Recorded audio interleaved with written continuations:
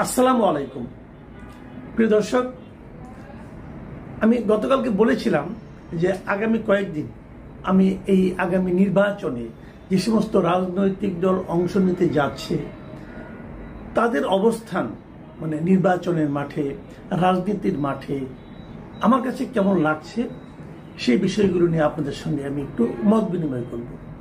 এই যে মত বিনিময় করব, আমি চাইব যে এই আলোচনাগুলির পর আপনারা আপনাদের কমেন্টগুলো লিখবেন এবং এই কমেন্টগুলো নিয়ে আমরা পরে আবার আলোচনা করব। আজকে আমি জামায়াতে ইসলাম নিয়ে কিছু কথা বলতে চাই। বাংলাদেশ জামায়াতে ইসলাম আগামী নির্বাচনের জন্য আমার বিবেচনায় সর্বোচ্চ প্রস্তুতি নিয়েছে। যে কয়টা রাজনৈতিক দল আসন্ন নির্বাচনকে সিরিয়াসলি নিয়েছে, যে কয়টা রাজনৈতিক দল 2024-এর অগাস্টে হয়ে যাওয়া গণ অভ্যুত্থানকে একটা তাদের রাজনীতির ক্ষেত্রে একটা বড় প্রাপ্তি হিসেবে বিবেচনা করে সেই প্রাপ্তিকে কাজে লাগানোর জন্য মানে খুবই সিরিয়াসলি কাজ করছে, তার মধ্যে আমি মনে করব যে জামায়াতে ইসলাম একেবারে শীর্ষস্থানে আছে এবং তারা নির্বাচনের জন্য এখনই কেবল বলবো না, আমি আরো আগে থেকেই বেশ বড় ধরনের একটা প্রস্তুতি নিচ্ছে। এবং যখন গত অগাস্টে যখন নাকি আওয়ামী লীগ সরকার পতন ঘটলো, সরকারের শীর্ষস্থানীয় লোকেরা পালিয়ে গেল, যখন সেই সময় কিন্তু কেউ জামাতকে মোটামুটি হিসেবই করেনি যে তারা ক্ষমতার জন্য একটা অন্যতম দাবিদার হবে। কিন্তু এখন কিন্তু সেই হিসাব না করার কোনো সুযোগ আর নাই। এখন তারা এমন একটা অবস্থায় পৌঁছেছে যে তাদেরকে হিসাব করতে হবে, তাদেরকে বিবেচনায় নিতে হবে। এই যে তাদেরকে বিবেচনায় নিতে পারার জন্য যে সবাইকে বাধ্য করা, সবার চিন্তার মধ্যে নিজেদেরকে স্থান করে নেওয়া, এটা টোটাল কাজটাই কিন্তু জামাতের একটা অর্জন। এটা কিন্তু এমনি হয়নি। জামাত তাদের রাজনীতির মাধ্যমে সেই জায়গায় চলে গেছে নিজেদেরকে নিয়ে। জামাত তার রাজনীতির অনেক কিছুতে পরিবর্তন এনেছে। আমি মনে করি এই পরিবর্তনগুলো জেনুইন নাকি নাটক সেটা হয়তো পরে দেখা যাবে। অনেকে নাটক মনে করে সন্দেহ করতে পারেন, তাও তো আমার কোনো আপত্তি নেই, কিন্তু পরিবর্তনগুলি কিন্তু দৃশ্যমান। শরিয়া আইন নিয়ে তারা কি করবে এটা এখনো ক্লিয়ার না। অনেকে যদিও বলে ফেলেন শরিয়া আইন, কিন্তু তাদের আচার আচরণে কিন্তু অনেক সময় মনে হচ্ছে তারা একটা ওয়েলফেয়ারের দিকে যাচ্ছে, তারা কল্যাণমুখী একটা রাজনীতির দিকে যেতে যাচ্ছে। শরিয়া আইনের সঙ্গে কল্যাণমুখী রাজনীতির বিরাট কোনো বিরোধ আছে, সেটাও তারা মানতে কিন্তু অনেক সময় রাজি হচ্ছে না। তারা বলতে চাচ্ছে না দুটার মধ্যে কোনো বিরোধ নেই। এগুলিও কিন্তু আলোচনায় আসবে এবং আর মানুষকে অনেককে প্রভাবিত করছে।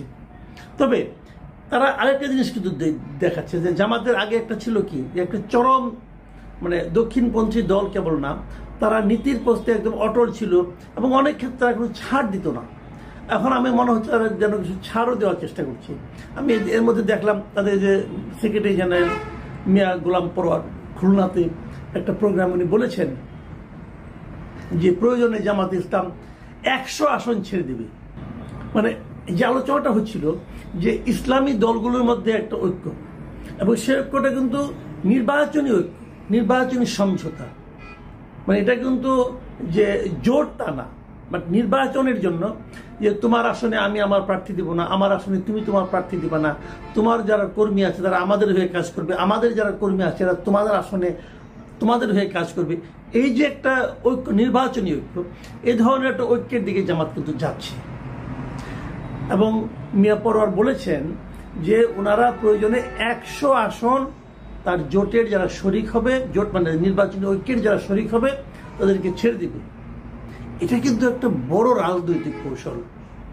এই কৌশলের ফল কি হবে এটা বলা বড় কঠিন, কারণ বাংলাদেশে ইসলামী ভোট কিন্তু একদম কম নেই, এবং সেই ভোটগুলো যদি একত্রিত করা যায়, এমনিতেই ডাকসু এবং জাকসু নির্বাচনের পর জামাতের পক্ষে একটা জোয়ারের মতো এসেছে। কিন্তু এটা আপনার বাস্তবে উঠুক আর মানসিকভাবে উঠেছে, কিন্তু আবার বিভিন্ন প্রত্যন্ত অঞ্চলেও তাদের পক্ষে কিছু কিন্তু তারা কিছু কল্যাণমূলক কাজ করছে, এবং তারা নানা রকম চাঁদাবাজি, দখলবাজির বিরুদ্ধেও কিন্তু তারা ইতিবাচক ভূমিকা রাখছে। অনেকে বলছেন তারা আওয়ামী লীগকে প্রশ্রয় দিচ্ছে, যদি দিয়েও থাকে সেটাও কিন্তু আলটিমেটলি তাদের পক্ষেই যাচ্ছে।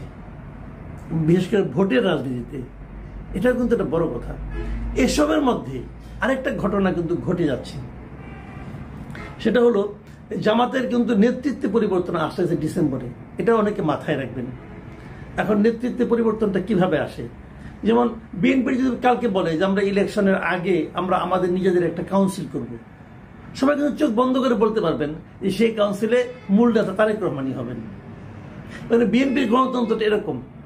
যদি জাতীয় পার্টির গণতন্ত্র হয় সেখানেও একই রকম, সবাই বলতে পারবেন যে জিএমকেদের দল পদ ছাড়বেন না। কিন্তু জামাতের কিন্তু সেরকম নয়। জামাতের নির্বাচনটা বড় অদ্ভুত পদ্ধতিতে হয়। এখন যেটা মজলিসে শুরা আছে, এরা যারা আছেন জামাতের এমনিতে মেয়াদ হলো 3 বছর পর পর তাদের নেতৃত্বে পরিবর্তন আসে। সেই হিসাবে এবছরের ডিসেম্বরে জামাতের নেতৃত্বে একটা পরিবর্তন আসার কথা। যদি আসে 25শে ডিসেম্বরের মধ্যে তারা এটা প্রকাশ করবে বলে বলা হচ্ছে, এবং আসবেই। পরিবর্তন আসবে কিনা জানি না, হয়তো পুরনো নেতৃত্বে নতুন নেতৃত্ব হিসেবে আসতেও পারে, কোনো সমস্যা নেই। নিয়মটা হলো 3 বছর পর পর তাদের একটা কাউন্সিল হবে। এবার যেটা হচ্ছে নিয়মটা হলো তাদের যে মজলিসে শুরা আছে তারা 3 জনে একটা প্যানেল তৈরি করে দেয় যে এই 3 জনের প্যানেল থেকে কে আমির হবে। এবার অলরেডি এরকম মজলিসে শুরা যদ্দূর জানা গেছে দুটো প্যানেলের মতো দুটোর মতো প্যানেল আসছে। এই একটা প্যানেলে আছেন বর্তমান যিনি আমির আছেন তিনি ডক্টর শফিকুর রহমান, এবং তার সঙ্গে আছেন নায়েবে আমির মুজিবুর রহমান এবং সাবেক ভারপ্রাপ্ত secretary general ATM Azharul Islam. আপনার আজহারুল ইসলাম সম্বন্ধে জানেন, যিনি কিছুদিন আগে কারামুক্ত হয়েছেন। উনি দীর্ঘদিন কিন্তু এই পুরো শেখ হাসিনার আমলে উনি কিন্তু ছিলেন, জেলখানায় ছিলেন, উনি মুক্তি পেয়েছেন। তো উনি দীর্ঘ সময় দলের জন্য স্যাক্রিফাইস করেছেন, উনি আসতে পারেন। আবার আরেকটা প্যানেলে সেখানে এটিএম আজহারুল ইসলামের পরিবর্তে আরেকজন নায়েবে আমির সৈয়দ আবদুল্লাহ মোহাম্মদ তাহেরের নাম শোনা যাচ্ছে। তো যেই হোক, তাহলে আমি এই 4 জন ধরি, এই 4 জনের মধ্যে কোনো একজন নতুন আমির হচ্ছেন। ডক্টর শফিকুর রহমান এর আগে 2বার আমিরের দায়িত্ব পালন করেছেন এবং খুব সফলভাবে কিন্তু দায়িত্ব পালন করেছেন। এবং নির্বাচনের আগেও আমি বলবো, আমি ওনাকে মানে জামাতের আমির হিসেবে খুবই স্মার্ট হিসেবে আমি পার্সোনালি বিবেচনা করি। ওনার কথাবার্তা মানে পরিমিতি বোধ অনেক সময় আমার কাছে বেশ ভালোই লাগে। তো উনিও থাকতে পারেন, আবার নাও থাকতে পারেন। এই নির্বাচনটা এমনভাবে হয়, এই যে একটা প্যানেল হলো, এই প্যানেলের লোকদেরকে সারা দেশে ওনাদের যে 1 লাখেরও বেশি রুকন সদস্য আছেন তারাই কিন্তু ভোট দেন এই কাকে তারা আমির বানাবেন। এখন এই প্যানেলের মধ্যেই ভোট দিতে হবে তাও কিন্তু নয়, তারা প্যানেলের বাইরেও কাউকে ভোট দিতে পারেন। মানে এদের নেতা নির্বাচনটা হয় খুবই গণতান্ত্রিক প্রক্রিয়া।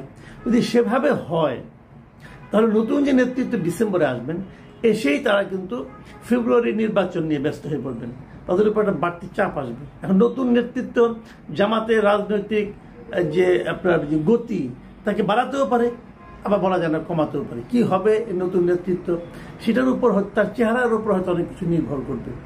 তো আমার কেন যেন মনে হয় ডক্টর শফিকুর রহমানই থাকবেন, কারণ উনি এতদিন খুব ভালোভাবে দল চালাচ্ছিলেন। কারণ ওই যে অন্য কোনো কারণ না থাকে তাহলে ওনাকে রাখতে পারে। আমি জানি না ওনারা এই 1 লাখ রোপণের মন তো আমি বলতে পারবো না, ওনারাই বলতে পারবেন। তবে যেটাই হোক এটাই হবে এই নির্বাচনের জামাতের যে ফলাফল কি হবে না হবে সেটাকে এগিয়ে নেওয়া। আমি যে কথাটা বলে শেষ করব, আমি মনে করি যে জামাতে ইসলামের সৃষ্টির পর থেকে, তার জন্মের পর থেকে, সে পাকিস্তান আমল থেকে ধরি অথবা ব্রিটিশ আমল থেকে ধরি, জন্মের পর থেকে কোনো জাতীয় নির্বাচনে ভালো ফল করার যে বাস্তবতা, সেই বাস্তবতা এবার যে বাস্তবতা তৈরি হয়েছে এতটা অনুকূল পরিবেশ জামাতে ইসলামী কখনো পায়নি। কাজেই এই অনুকূল পরিস্থিতিকে তারা কিভাবে হ্যান্ডেল করতে পারে, কিভাবে কাজে লাগাতে পারে, এটাই হবে এই নির্বাচনে তাদের কাছে তাদের ব্যাপারে দেখার বিষয়।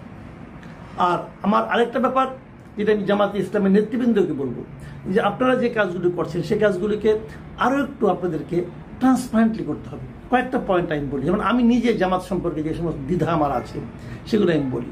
আপনারা শরিয়া আইন চান কি চান না বিষয়টা ক্লিয়ার করতে হবে। কোনটা করলে ভালো কোনটা করলে মন্দ সেটা আমি জানি না, আমি এটা বলবো না, আপনারা ঠিক করবেন। আমার জানার দরকার তারা আপনারা চান কি চান না। এটাকে রাজনৈতিক কৌশল হিসেবে যদি রাখেন যে আমি এটা বলবো না, পরে যা আমার মনে আছে সেটাই করব, এটা কিন্তু মানুষ খুব দ্রুতই আপনাদেরকে কিন্তু এটা নিয়ে ভুল বুঝবে। দ্বিতীয় কথা, 71 ব্যাপারে আপনাদের অবস্থানটা কি সেটাও আপনাদেরকে ক্লিয়ার করতে হবে। যদি আপনারা ক্লিয়ার করতে পারেন, আমি মনে করি এটা আপনাদের জন্য খুবই ইতিবাচক একটা ফল নিয়ে আসবে।